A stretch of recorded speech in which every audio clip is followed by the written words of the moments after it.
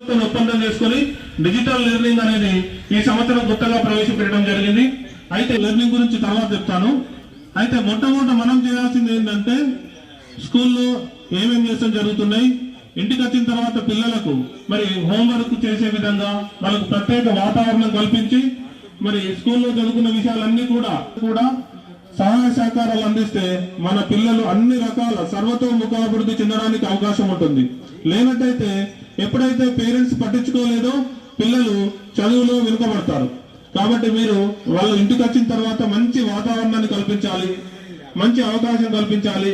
మరి టీవీ అవేమని ఉంటే మూసేసి అది కట్టేసి ఆఫ్ చేసి వాళ్ళతో పాటు వాళ్ళకు హోంవర్క్ చేయిస్తూ ఆ విధంగా చేయించాలి. మరి ఈ సంవత్సరం అనేక మంది పేరెంట్స్, ఎడ్యుకేటెడ్ పేరెంట్స్ కానీ రకరకాల రంగాలు ఉన్న పేరెంట్స్ కానీ మన పాఠశాలలో చేర్పించడం జరిగింది. తర్వాత వాళ్ళ అభిప్రాయాలు కూడా మీరు వింటారు. ఈ విధంగా మేము మనమందరం కూడా పిల్లల పట్ల స్కూల్లో మేము ఇంటికి వెళ్ళిన తర్వాత మీరందరూ వాళ్ళ పట్ల శ్రద్ధ తీసుకుంటే పిల్లలు సాధించలేనిది అనేది ఏమీ ఉండదు. మరి ఈ సంవత్సరము ఆర్టిఫిషియల్ ఇంటెలిజెన్స్ దాని తర్వాత కంప్యూటర్ లెర్నింగ్, IFE బోర్డులు, ఈ విధంగా రకరకాల టెక్నాలజీని పరిచయం చేయడం జరిగింది. మరి అవన్నీ కూడా పిల్లలు ఎప్పుడో ఇంటర్ తర్వాత డిగ్రీలో బీటెక్ లో నేర్చుకోవాల్సిన అన్ని కూడా ఇప్పటి నుంచే వాళ్ళకి అలవాటు చేయడం జరుగుతుంది. కంప్యూటర్ యూజ్ చేయడం కానీ, కంప్యూటర్ ద్వారా నేర్చుకోవడం కానీ, ఇవన్నీ కూడా వాళ్ళకు చదువు పట్ల ఇంట్రెస్ట్ పెరుగుతుంది, ఏకాగ్రత పెరుగుతుంది. ఇవన్నీ ఈ విధంగా అనేక విషయాల ద్వారా మరి పాఠశాలలో ఇంప్లిమెంట్ చేయడం జరుగుతుంది. కాబట్టి మీరందరూ కూడా టైం వృధా అనకుండా ప్రతి నెల 3వ శనివారం పేరెంట్ మీటింగ్ ఉంటుంది. పిల్లల ద్వారా మేము ఇన్ఫర్మేషన్ అందిస్తాం. ఖచ్చితంగా మీరు రావాలి. రావడమే కాకుండా ఇంటి దగ్గర పిల్లలతో పాటు ప్రతిరోజు ఒక 2 గంటల టైం కేటాయిస్తే మరి వాళ్ళు వెనుకబడకుండా ఉంటారు. మేము చెప్పినట్టు నోట్స్ రాయడం కానీ, హోంవర్క్ చేయడం కానీ ప్రతి దాంట్లో కూడా ముందుంటారు. మరి దీని గురించి తెలియదు, బట్ ఏం చేస్తున్నారు వాళ్ళ దగ్గర కూర్చోబెట్టుకొని చదివిన వాళ్ళు ఉంటారు, వాళ్ళు చెప్పిన వాళ్ళే. మనకు ఎంతో కొంత పేరెంట్స్ గా కొద్దిగా నాలెడ్జ్ ఉంటది. దాన్ని వాళ్ళకి చెప్తూ పోతే వాళ్ళు ఇంకా ఎక్కువ నేర్చుకునే అవకాశం ఉంటది. ప్రతిరోజు ఒకే ప్లేస్ లో కూర్చొని చదువుకుంటే చదువు అనేది అలవాటుగా పడుతుంది. ఆ విధంగా అయితే ఇక్కడ మన పాఠశాలలో అయితే అనేక కార్యక్రమాలు చేయడం జరుగుతుంది. IFE బోర్డు ఇంతకుముందే చూడడం జరిగింది. కంప్యూటర్ లెర్నింగ్, డిజిటల్ లెర్నింగ్, ఈ విధంగా. అయితే ప్రభుత్వం ఈసారి ఏం చేసిందంటే టీచర్స్ చెప్పడమే కాకుండా ఇంకా ఇంట్రెస్ట్ గా, ఇంకా క్రియేటివిటీగా ఉండడానికి ఒక 6 సంస్థలతో ఒప్పందం చేసుకోవడం జరిగింది. మరి వాటి ద్వారా కోడింగ్ కానీ, డిజిటల్ లెర్నింగ్ కానీ, ఆర్టిఫిషియల్ ఇంటెలిజెన్స్ ద్వారా లెర్నింగ్ కానీ ఈ విధంగా పిల్లలకు నేర్పడం జరుగుతుంది. ఇప్పుడు మనం అందరం చదువుకున్న వాళ్ళం ఇంతకు ముందు, కానీ ఈ కంప్యూటర్ నాలెడ్జ్ లేకపోతే మనం లిటరేట్ అన్నట్టు లెక్క. కాబట్టి ప్రభుత్వము చిన్నప్పటి నుంచే వాళ్ళకు స్కూల్ స్థాయి నుంచే ఈ డిజిటల్ లెర్నింగ్ అనేది నేర్పడం జరుగుతుంది. ఎక్సెప్ట్ ఫౌండేషన్ వీళ్ళు AI వాడుతూ, అంటే కంప్యూటర్ లో గవర్నమెంట్ ప్రవేశపెట్టడం జరిగింది. ఆర్టిఫిషియల్ ఇంటెలిజెన్స్ వాడుతూ మరి మ్యాథ్ చేయడం కానీ, చదివింది అక్కడ ఇచ్చిన అంశాన్ని అర్థం చేసుకోవడం కానీ ఆర్టిఫిషియల్ ఇంటెలిజెన్స్ తర్వాత దాని ద్వారా నేర్చుకోవడానికి అవకాశం ఉంటుంది. మొదట ఒక చిన్న సులభమైన గణిత లెక్క ఇచ్చి దాని తర్వాత చేస్తూ పోతే ఇంకా కఠినంగా ఇవ్వడం అనేది జరుగుతుంది. రెండవది ఖాన్ అకాడమీ. వీళ్ళు దీని ద్వారా విద్యార్థులు, ఉపాధ్యాయుల కోసం డిజిటల్ లెర్నింగ్, ఈ ఖాన్ అకాడమీ, ఈ విధంగా 6 సంస్థలతోని చేయడం జరిగింది. మూడవది పీజామ్ ఫౌండేషన్, అంటే కోడింగ్ నేర్పడం. ఇప్పుడు బీటెక్ లో ఉంటది కదా ఇంజనీరింగ్, దాని ద్వారా కోడింగ్ అనేది చిన్న స్థాయి నుంచే, స్కూల్ స్థాయి నుంచే వాళ్ళకు పరిచయం చేయడం జరుగుతుంది. తర్వాత ఫిజిక్స్ వల్ల సబ్జెక్టులు అన్నిటికంటే మరి కఠినమైన సబ్జెక్ట్ అంటే ఫిజిక్స్. మరి ఈ ఫిజిక్స్ ఈజీగా నేర్చుకోవడానికి ఈ ఫిజిక్స్ వల్ల అనేది నేర్పడానికి నీట్, JEE, అంటే ఇంటర్ తర్వాత ఏ ఎగ్జామ్స్ అయితే ఇప్పుడు పిల్లలందరూ రాస్తున్నారో నీట్ కానీ, JEE కానీ, IIT కానీ, దానికి సంబంధించిన సిలబస్ అంతా కూడా స్కూల్ స్థాయి నుంచే పిల్లలకు పరిచయం చేయడం జరుగుతుంది. అదేవిధంగా ప్రజ్వల ఫౌండేషన్, మరి పిల్లలకు సెక్యూరిటీ, సేఫ్టీ కోసము, మరి గర్ల్స్ కానీ మరి సెక్యూరిటీ కోసం, సేఫ్టీ కోసం వాళ్ళు ఎటువంటి ఇన్ఫర్మేషన్ వాళ్ళ దగ్గర ఉండాలి, ఎవరికి చెప్పాలి, ఇవన్నీ కూడా ప్రజ్వల ఫౌండేషన్ అనేది దీని ద్వారా నేర్పడం జరుగుతుంది. అదేవిధంగా ఎడ్యుకేట్ గర్ల్స్ పిల్లలందరూ కూడా మరి బయట ఉన్న పిల్లలు, డ్రాప్అవుట్స్ వాళ్ళందరికీ కూడా వాళ్ళు స్కూల్లో జాయిన్ కావడానికి ఈ విధంగా ప్రభుత్వము ఒక 6 సంస్థల ద్వారా డిజిటల్ లెర్నింగ్ అనే క్లాసులు ఇప్పటి నుంచే స్టార్ట్ చేయడం జరుగుతుంది. మరి పిల్లలందరూ ఈ చదువులు చదువుకొని ఇంటర్మీడియట్ కాగానే ఒక్కటేసారి నీట్ కానీ, JEE మెయిన్స్ కానీ, IIT రాయాలంటే వాళ్ళందరూ సరిగ్గా వాళ్ళ ప్రతిభ చూపెట్టలేకపోతున్నారు. అందుకే చిన్నప్పటి నుంచే వాళ్ళకు కోడింగ్ ఇవన్నీ కూడా నేర్పడం జరుగుతుంది. ఇంకా అనేక రకాల సౌకర్యాలు ఉన్నాయి. అవన్నీ ఒక్కొక్కటి చెప్పడం జరుగుతుంది. సరే, మీటింగ్ పెట్టిండ్రు, ఏం చెప్తారు సార్లు? ప్రతి నెల పోతున్నాం, కూర్చుంటున్నాము, సార్లు స్టేజ్ మీద ఏదో చెప్తున్నారు, వింటున్నాం. అట్లా కాదు, మీరు మాట్లాడాలి. మీ పిల్లలు ఏమైనా చదువుతున్నారా లేదా బాగా చదువుతుంటే ఇక్కడికి వచ్చి అదే చెప్పండి, మా పిల్లలు బాగానే చదువుతున్నారు సార్, పర్వాలేదు. లేదా చదవలేకపోతే ఇక చదువుతలేరు మా పిల్లలు, ఇగో ఇది మాట వింటలేరు. ప్రతి క్లాస్లో ఒక క్లాస్ టీచర్ ఉంటారు. పొద్దున ఫస్ట్ పీరియడ్ పోయే వాళ్ళని క్లాస్ టీచర్ అంటారు. మీరు మీటింగ్కి వస్తే ఇక్కడ కూర్చొని వెళ్ళిపోవద్దు, మీ క్లాస్ టీచర్ని కలిసి వెళ్ళాలి. ఇప్పుడు మీ పాప 8వ తరగతి చదువుతుంది. 8వ తరగతి క్లాస్ టీచర్ ఎవరో ఖచ్చితంగా ఆ టీచర్ని మీరు కలవాలా. కలిసి ఇక నా పాప చదువుతుందా లేదా, మరి ఆ పాప గురించి ఆ క్లాస్ టీచర్కు బాగా తెలుస్తుంది, ఇక్కడ ఉన్న హెడ్ మాస్టర్కు నాకు తెలియదు. కంపల్సరీ క్లాస్ టీచర్ని కలిసి మీ పిల్లల గురించి అడిగి ఏమైనా ప్రాబ్లమ్స్ ఉన్నాయా, లేకుంటే ఇంట్లో ఏమైనా చదువుతుందా లేదా, చదివితే బాగా చదువుతుంది మా పాప అని చెప్పండి. ఆ టీచర్ కూడా సంతోషిస్తుంది, అరే నా క్లాస్లో పిల్లలు బాగా చదువుతున్నారు, తల్లిదండ్రులు కూడా వచ్చి చెప్తున్నారు. చదవకపోతే ఏం చదువుతలేరు. ఒకవేళ మీ పిల్లలకు ఇంగ్లీష్ వస్తలేదు లేదా తెలుగు వస్తలేదు, వచ్చినప్పుడు తెలుగు సార్ని కలవండి. ఇంగ్లీష్ చదువుతలేరు, ఒకసారి ఇంగ్లీష్ టీచర్ని కలవండి. కలిస్తేనే మీరు వచ్చిన పని సక్సెస్ అయినట్టు. వచ్చి మేము చెప్పింది వినిపోతే మీ పని సక్సెస్ అయినట్టు కాదు. ఇక్కడ వచ్చింది ఉద్దేశం నెరవేరినట్టు కాదు. మీరు ఖచ్చితంగా టీచర్ని కలవాలి. మీ పిల్లల గురించి టీచర్ని మాట్లాడాలి.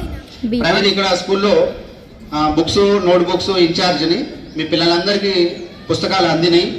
ఎవరైనా పిల్లలు లేటుగా వచ్చి ఒక 10-15 రోజులు స్కూల్కు రాకపోతే ఇప్పుడు ఈ మధ్యలో వస్తే కనుక వాళ్ళకి అందలేదు, మళ్ళీ తీసుకొచ్చేస్తాం. అయితే నిన్న యూనిఫామ్స్ వచ్చినాయి, పిల్లలకు 2 జతలు యూనిఫామ్స్ ఇస్తున్నాం. యూనిఫామ్స్ కూడా వచ్చినాయి. అయితే ఈ రోజు పేరెంట్స్ మీటింగ్, పేరెంట్స్ ద్వారా ఇప్పిద్దాం అన్నట్టు నిన్న ఆపినాం. హెచ్ఎం సార్ అన్నారు, పేరెంట్స్ వస్తారు కదా, తల్లిదండ్రులు వస్తారు కదా, తల్లిదండ్రుల ముందు ఇద్దాం, వాళ్ళని కూడా దీంట్లో ఇన్వాల్వ్ చేద్దాం అంటే यहाँ पर गोल्डन भारती बोल के एक स्कूल है यहाँ पे. वो स्कूल से ये साल यहाँ पे 8-10 बच्चे आए यहाँ पे. तो उन्होंने वहाँ पर फर्स्ट लैंग्वेज उर्दू पढ़े, सेकंड लैंग्वेज तेलुगु पढ़े, वो इंग्लिश मीडियम में. अब यहाँ ज्वाइन हुए बाद इंग्लिश मीडियम में फर्स्ट लैंग्वेज तेलुगु है, सेकंड लैंग्वेज हिंदी है. उन्होंने हिंदी कभी भी नहीं पढ़े, बचपन से हिंदी नहीं पढ़े उन्होंने. हिंदी मुश्किल हो रही और फर्स्ट लैंग्वेज तेलुगु हार्ड रहती, सेकंड लैंग्वेज से फर्स्ट लैंग्वेज हार्ड रहती. वो इश्यू सार को बोले, उसके बारे में डिस्कस करके कुछ चांसेस क्या है बोलते हैं. यहाँ पे उर्दू मीडियम भी चल रहा है पैरेलल. 2 क्लासेस को बच्चे फर्स्ट लैंग्वेज तेलुगु से फर्स्ट लैंग्वेज उर्दू को शिफ्ट होने के चांसेस है. उसके बारे में भी आप लोग अभी एक बार हेडमास्टर से मिल के रिक्वेस्ट करके जाइए. हाँ, नई बच्ची आई, मैं क्लास को गया, मैं बोर्ड पे आंसर लिखा है, मैं नहीं लिखी बच्ची, मैं खाली नोटबुक सा दिया बच्ची को. पूछा क्या बेटा क्यों नहीं लिख रहे, बोले तो मुश्किल है सर तेलुगु थोड़ा, बोल के.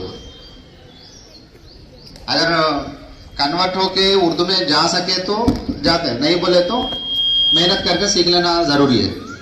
अंदरम కూడా బీడీ చేసి టీటీసీ చేసి ప్రైమరీ స్కూల్ అయితే గవర్నమెంట్ టీచర్స్ హయ్యర్ క్వాలిఫికేషన్తో వచ్చిన వాళ్ళే అందరూ కూడా ఏదో వస్తున్నాం పోతున్నాం, ఆ పిల్లలు చదివితే చదవని అట్లా లేదు పరిస్థితి. ఇక్కడ ఖచ్చితంగా ఎవ్రీ స్టూడెంట్ మీద శ్రద్ధతోటి ప్రతి క్లాసు ఎంతో ఇంట్రెస్ట్గా చెప్తున్నటువంటి టీచర్స్ ఉన్నారు ఇక్కడ.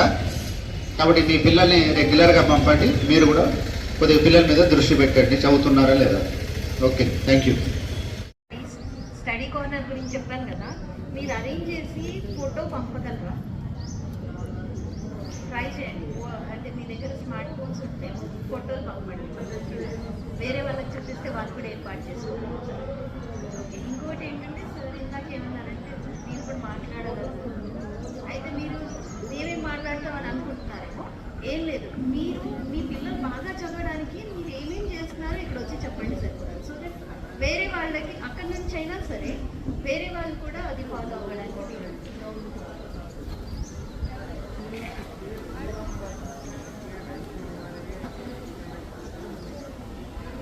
వాళ్ళ ఫుడ్ పెడుతున్నాం కదా, అది చేస్తున్నాం ఇది చేస్తున్నాం కాదు, వాళ్ళతో మనం టైం స్పెండ్ చేయడం అనేది నేర్చుకోవాలి. ఫస్ట్ ఆఫ్ ఆల్ వాళ్ళకి మన చదువు ఒకటే కాదు, పిల్లలకి తల్లిదండ్రులతో గడపడం కూడా ముఖ్యమని నేను చెప్తున్నాను. అందరూ మేము హోమ్ ట్యూషన్స్ చెప్తాం, ఈవినింగ్ క్లాసెస్ పిల్లలకి. చాలామంది పిల్లలు వస్తూ ఉంటారు మా దగ్గరికి వచ్చిన పిల్లల తల్లిదండ్రులు కూడా ఇక్కడ ఉన్నారు. వాళ్ళకు కూడా అడుగుదామా, అంటే ఇంప్రూవ్మెంట్ ఉందా, మాకు ఇక్కడికి వచ్చిన తర్వాత కూడా మా పిల్లల్లో కొంచెం చేంజ్ కనిపించింది. ఇంకా కొంచెం సెల్ఫ్ కాన్ఫిడెన్స్ రావాలి మెయిన్ పిల్లలకి. మేము ఏదైనా చేయగలుగుతాం, చదువు ఒకటే కాదు, చదువుతో పాటు మేము ఏదైనా చేయగలం అనే కాన్ఫిడెన్స్ వాళ్ళలో రావాలి అని నేను ఇక్కడ గవర్నమెంట్ స్కూల్లో జాయిన్ చేశాను. కానీ నాకైతే చాలా హ్యాపీగా ఉంది ఇక్కడ జాయిన్ చేయడం. మా పిల్లల్లో కూడా ఇంప్రూవ్మెంట్ కనిపించింది అని నేను అనుకుంటున్నాను. అందరికీ thank you sir. Thank you అమ్మా. అందరూ పేరెంట్స్ కూడా ఇట్లానే ఉండాలనుకుంటాం. చాలా సంతోషం అనిపించింది. మీరందరూ కూడా మరి మీరందరూ పేరెంట్స్ ఇట్లా ఉంటే మాకు పని ఈజీ అయిపోతుంది, సులువు అయిపోతుంది. ఎందుకంటే మేము చెప్పిందంతా కూడా అక్కడ వాళ్ళ ట్యూషన్లలో నేర్చుకుంటారు, మళ్ళీ రేపు రెడీ ఉంటారు రోజుకు. కాబట్టి ఇంకా ఎవరైనా పేరెంట్స్ ఉంటే మాట్లాడాలని కోరుకుంటున్నాను. वालेकुम अस्सलाम। मैं भी प्राइवेट में 5वीं क्लास तक पढ़ाई हूँ बच्ची को। अभी यहाँ गवर्नमेंट स्कूल में डाली हूँ। यहाँ पर बच्ची थोड़ा अच्छा है, कवर अच्छा कर रहे। हाँ।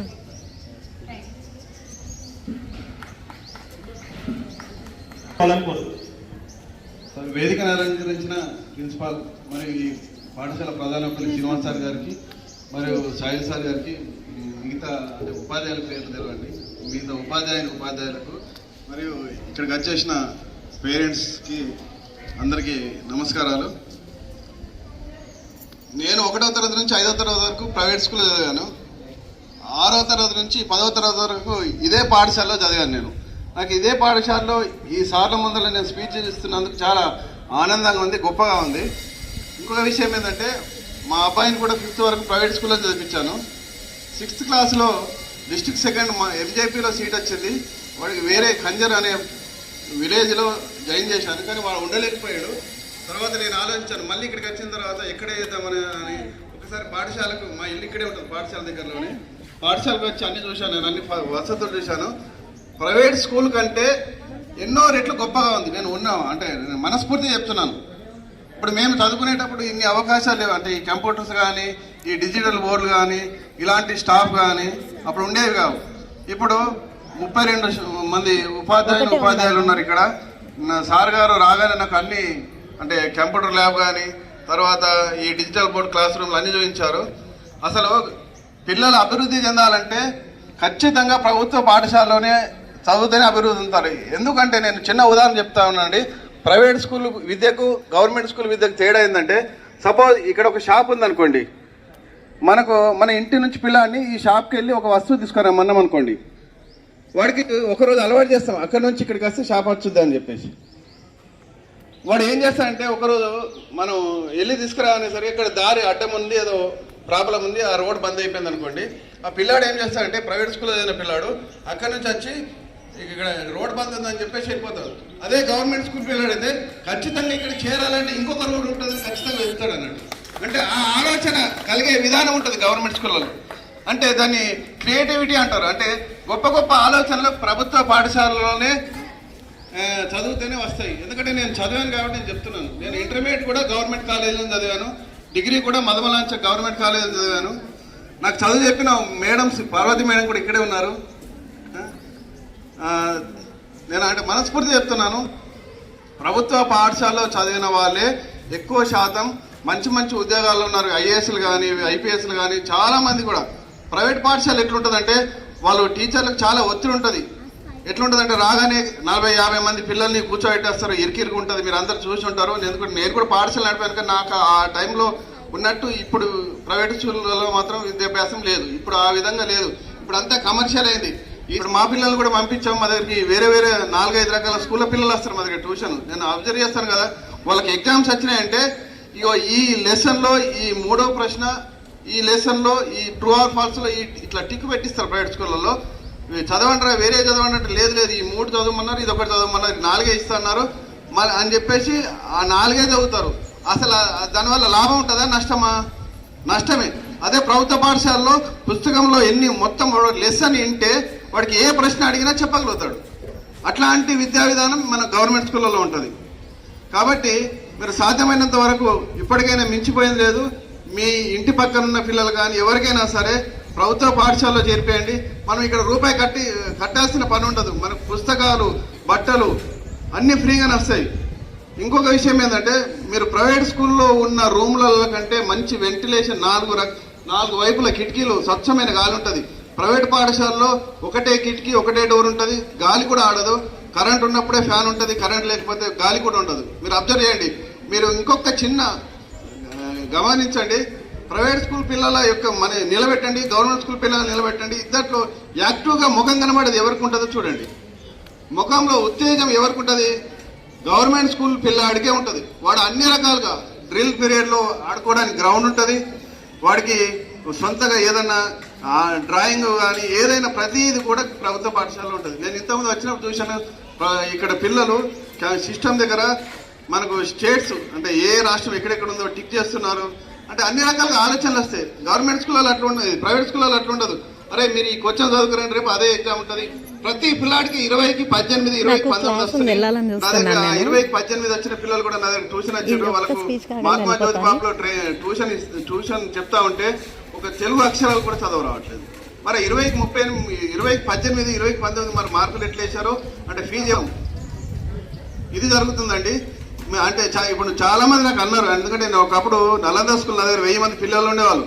చాలా మంది అన్నారు, ఏంది గవర్నమెంట్ స్కూల్ వేసాం మీ అబ్బాయినని. మా అబ్బాయికి ఏ స్కూల్ నాకు తెలుసు, మా అబ్బాయిని రేపు ఏం చేయాలని నాకు తెలుసు. కానీ చాలా మంది ఏలం చేస్తారా, ఈయనకి డబ్బులు లేవా, లేకపోతే ఎందుకు వేస్తున్నాడని. ఎవరు ఏమన్నా అనుకోని, ఎందుకంటే మనకు అవసరం ఉన్నది 1 లక్ష రూపాయలు కావాలంటే మీ చుట్టం మీకు సాయం చేస్తాడా? చేయడు. కాబట్టి నేను అదే ఆలోచించి ఎవరు ఏమన్నా అనుకొని నాకు నచ్చిన పాఠశాల మా పిల్లాడు కూడా అందుకే ఈ రోజు వరకు టీసీ ఇవ్వలేదు. ఎందుకంటే వాడికి ఇక్కడ నచ్చింది, ఓకే అంటే ఇద్దామని నేను ఈరోజు మనస్ఫూర్తి చెప్తున్నా. ఈరోజు సాయంత్రం వరకు నేను టీసీ తెచ్చి సార్కి సబ్మిట్ చేస్తాను. అలాగే మా అమ్మాయిని కూడా 4th క్లాస్ అమ్మాయి, ఇక్కడ 4th క్లాస్ లేదు కాబట్టి ఇక్కడ కోట కింద ఉన్న సిపిఎస్ స్కూల్లో రచ్చగల్లి స్కూల్లో ఆమె జాయిన్ చేశాను. ఆమె కూడా అడిగాను, అమ్మ స్కూల్ ఇంతకుముందు ప్రైవేట్ స్కూల్లోకి వెళ్ళావు కదా, అక్కడ బాగుందా ఇక్కడ బాగుందంటే ఇక్కడే బాగుంది అంటే నేను ఇక్కడే చదువుతాను అని చెప్పేసి నాకు చాలా ఆనందంగా ఉంది. మా పిల్లలు అంటే పిల్లలు ఎప్పుడైనా సరే సంతోషంతో చదవాలి, ఇష్టంతో చదవాలి, అయితే చదవస్తుంది. అదే ప్రైవేట్ స్కూల్ ఎట్లుంటుందంటే రేపు స్కూల్కి వెళ్తావా అంటే నేను వెళ్ళాను, హోంవర్క్ కంప్లీట్ చేయలేదు, నాకు మేడం కొడుతుందని చెప్పి చాలా భయపడ్డది మా పిల్ల పోయిన సంవత్సరం. అంటే అట్లాంటి ఒత్తిడి ఉండకూడదు. ఇంకో లాస్ట్ చిన్న విషయం ఏంటంటే, మనం పాఠశాలకు పంపిస్తున్నాం కదా, సార్లు మంచి మంచి సార్లు ఉన్నారు కదా, వాళ్ళే చదువుతారని పట్టించుకోకుండా ఉండడం కాదు. మనకు పిల్లలు అభివృద్ధిలో చెందాలంటే 3 ప్రోత్సాహం ఉండాలి. ఒకటి ఉపాధ్యాయులది ఖచ్చితంగా ఉంటుంది, వాళ్ళు సాయంత్రం దాకా ఉపాధ్యాయుల దగ్గర పిల్లలు ఉంటారు. రెండవది మీరు ఇంటికి వెళ్ళగానే అమ్మ ఈరోజు ఏ క్లాస్ నడిచినాయి, ఏ సార్ చెప్పారు, మరి నీ పక్కన ఉన్న పిల్లలు నీకేమైనా ఇబ్బంది పెట్టారా, మీ ఫ్రెండ్స్ బాగున్నారా, నువ్వు చదువుకున్న అంటే నీకు ఆటలు ఆడిపించారా, ఏమైనా వేరే రకంగా ఏమైనా పిల్లలు ఇబ్బంది పెట్టే మాటలు మాట్లాడారా అని ప్రతిరోజు ఒక 10 నిమిషాలు కేటాయించండి వాళ్ళతోటి. అంటే మీ పిల్లలు ఏ విధంగా ఉన్నారో మీకు రోజు తెలిసిపోతూ ఉంటుంది. ఎందుకంటే కొంతమంది పిల్లలు మీరు పేపర్లలో చూస్తుంటారు, సూసైడ్ చేసుకుంటారు, ఎవడో ఏమన్నారని, స్టూడెంట్స్ వేరే పక్క స్టూడెంట్ నీకు మార్కులు తక్కువ రాలేదు, హేళన చేసిన అని చెప్పేసి సూసైడ్ చేసుకుంటూ ఉన్నారు.